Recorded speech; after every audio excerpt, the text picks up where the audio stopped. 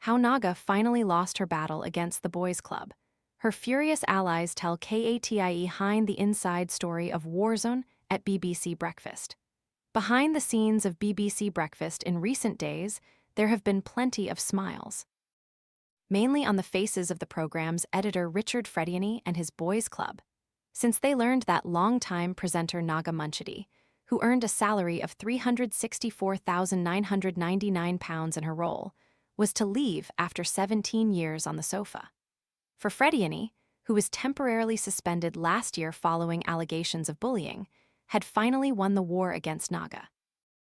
In the end, sources tell me, it was an ultimatum for BBC bosses between keeping the presenter or her editor, nicknamed Fredi.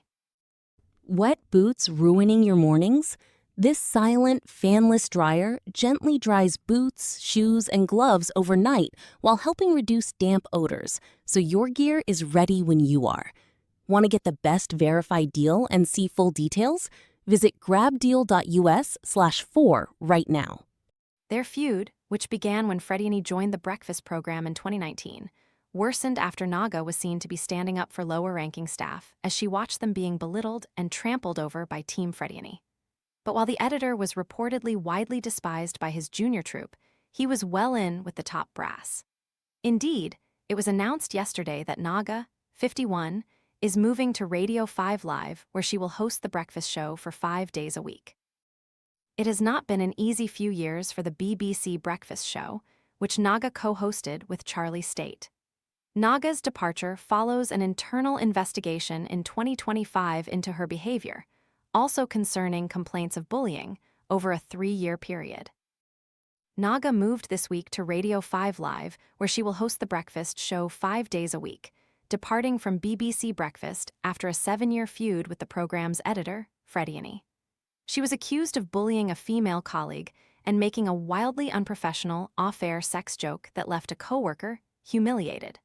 Following the investigation, Naga remained in her job at the BBC. Meanwhile, in 2020, I first revealed that less than a year into his reign as editor, Frediani had been accused of bullying his staff. For years since I have heard from staff complaining about his alleged behavior, and, in June 2025, it was said that he had taken an extended period of leave after an internal review of bullying and misconduct allegations was opened. While Naga was cleared, the sight of her boss also returning to the show after his own investigation, in which at least one complaint was upheld, was, I'm told, untenable for her. It was a war zone at breakfast, and Naga lost her battle with the man in charge, her own boss, who didn't seem to like being taken on. One BBC insider told me, shortly after the news of her new role was made public by the Radio 5 Live press office. Naga was a far more interesting story than Fredi. He didn't make headlines, she did.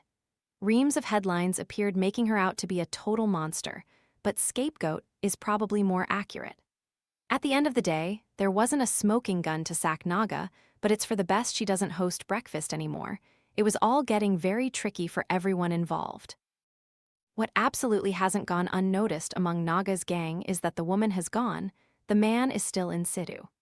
We've had German hyenas texting women filthy, sexual messages, MasterChef's Greg Wallace treated junior staff abhorrently, and Wynne Evans used the vilest sexual terms in the workplace. Yet look at the abuse Naga got. Naga has her critics, and in the past 18 months since reports of her alleged behavior have come to light, I've heard a mixed bag of insider reports, writes KATIE Hind. Of course, Naga has her critics, and in the past 18 months since reports of her alleged behavior have come to light, I've heard a mixed bag of insider reports. Last year, when her co-star Sally Nugent showed off her glow-up, which became something of a national talking point, it was claimed that Naga made a nasty comment about her sidekick's new look. We're meant to be serious journalists, not trying to look like we're presenting this morning, she supposedly told Sally. And then there was Jerry Halliwell Horner, the former Spice Girl who found herself on the receiving end of Naga's acidic tongue during a live interview in which the host pointed her finger at the singer. Then came Toastgate, when Naga reportedly reprimanded a BBC breakfast intern for incorrectly spreading Marmite on her toast and also complained that it needed to be a little bit burnt, but not too much. A lot of what Naga does is in jest, some of it isn't, says my BBC source. The perception, frankly, is that she is nasty, but a lot of this is her manner and often for show. She will take no S****. That was part of the problem. BBC insiders describe Naga's new job, which will begin in January next year, as a great one.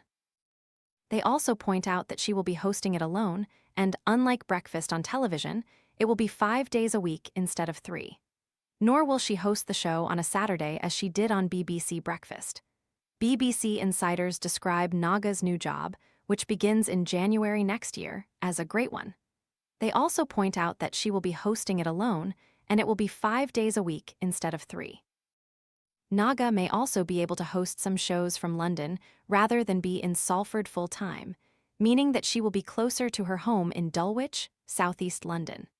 However, in a statement released yesterday, Naga carefully worded her comments about her exit, giving no mention of her fallout with her former editor.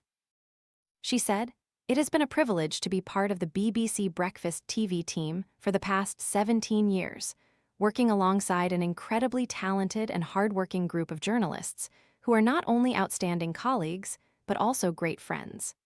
Presenting a flagship program on 5 Live is an opportunity that was simply too good to pass up. It will take a huge amount of work and require 100% of my focus and energy, and I'm really looking forward to throwing myself into the role." Later in the day, she shared the news on BBC Radio 5 Live, where she told the channel's listeners that she was very excited to join the flagship show. "Change is as good as a rest," she giggled, but again, she kept stum on the chaos behind the scenes at breakfast. There has been no word from Frediani over her departure, but John McAndrew, the BBC's director of live and daily news, paid tribute to Naga, writing that she will be hugely missed by the millions of viewers who have welcomed her into their homes each week. So far, there has been no word from Charlie State, Naga's long-serving co-anchor, who has often been on the end of her snarling eye rolls and sarcastic comments. There is no suggestion yet that he is likely to follow Naga off the red breakfast sofa. "He tried his best not to get involved in it all. He's basically Switzerland neutral," a source told me. "He is beloved by the rank and file, but has not many allies in the creepy mid-management class, but he loved Naga really and enjoyed the sport of hosting with her,"